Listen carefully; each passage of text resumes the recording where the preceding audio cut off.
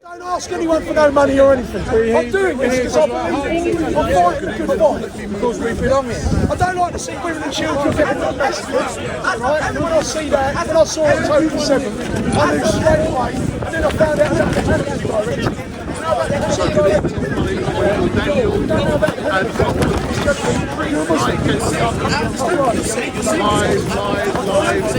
Live and direct. Well, the Hannibal directive is something that was brought about in the 1980s by Israel, where they do not allow people or their people to be taken hostages by the Palestinians.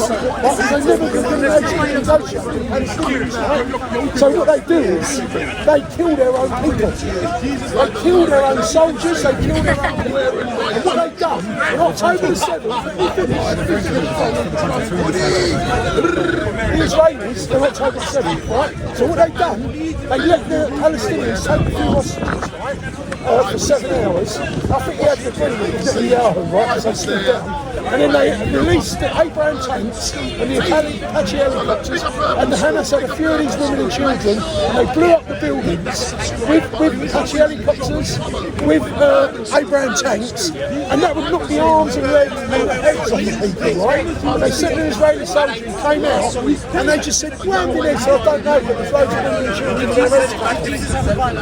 And that's it. The whole world run it. The Hamas cut their heads off. It's lies. As a Christian, right, who's got no. I mean, what's it to me to say the truth? I'm just saying the truth. The Hannibal directive tells you they do not allow their own people to be taken hostage by the Palestinians. Because they never, ever, ever negotiate with the Palestinians.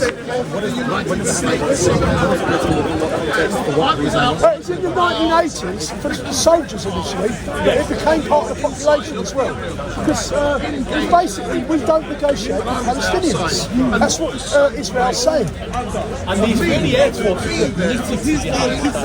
Yes, you can go on Wikipedia and see that the and it's really newspaper openly admitted, oh yeah, we used the Hannibal directive, we were told to use that. But this is where I get upset. I used to follow Tommy Robinson. I'm ex-BNP, right? I'm against Muslim grooming gangs and everything, right? But you've got to put it in context. Look at Jeffrey Epstein. Look at Ghislaine Maxwell.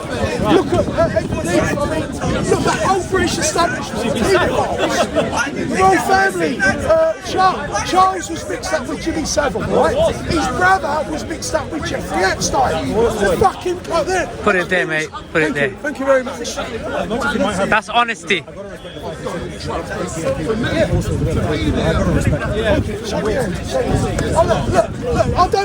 I realise that this country has not been invaded by foreigners. They've been invited in. That's by it. a Zionist-controlled government. And what they do is, like we done in India, right, which was also under Zionist control, we divide and rule. Well, they divide and rule. So they set Muslim against Christian. Get that release for us, someone. They get set Muslim against Christian. That's why we had a homogeneous population where we were all white British. Right? So what they did is they brought in blacks, they brought in Asians, and they brought in Muslims. They radicalised Muslims. White English. What?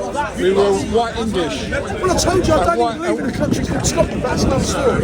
So what I'm actually saying is, once they got a Yeah, but you do believe in the country called England. Yeah. Okay. no, because I'll go back to the historical perspective. I've already explained it. I don't want to go through it again. But the point is, right, they bring in loads of ethnic minorities. Well, we're really minorities, actually, because we don't have children anymore around the world. But the point is, right, and then they shake the bottle, get sort of fight each other, while the Zionists are sitting there laughing their heads off.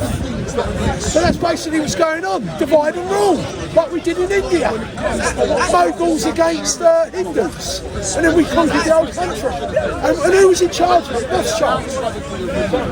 He controlled the East Indies. That's where Tommy Robinson's gone wrong, because he's joined them. Yeah, but he's basically a cocaine addict, right? And he's took the 30 pieces of silver. No, that's a He's perfect. not in prison. Tommy Robinson is not in prison. You don't believe that shit, do you? He can do the bird. Solitary confinement. Look, it goes on Rule 43, right? Rule 43, ironically, is a nonsense rule. It says he has to go on Rule 43 because it's a nonsense rule. Prison administration. If you've abused children, they put you on Rule 43, where you're isolated for 23.5 hours a day.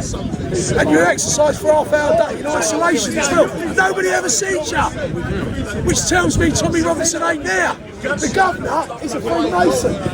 Right? The governor will be a Freemason in the prison and he will pretend that Tommy Robinson's there. He's on the Rule 43, 23.5 hours isolation, half hour isolated exercise. Nobody ever sees him, no one can prove he's there. And when he grew that beard last time, because he was something Jamie, what are we going to do together? We've all got to unite, because there is no political answer in the West. There is no political answer. They control all the political parties. As I said to we, is it Wendell? when you say we, Well, for education. when you say we,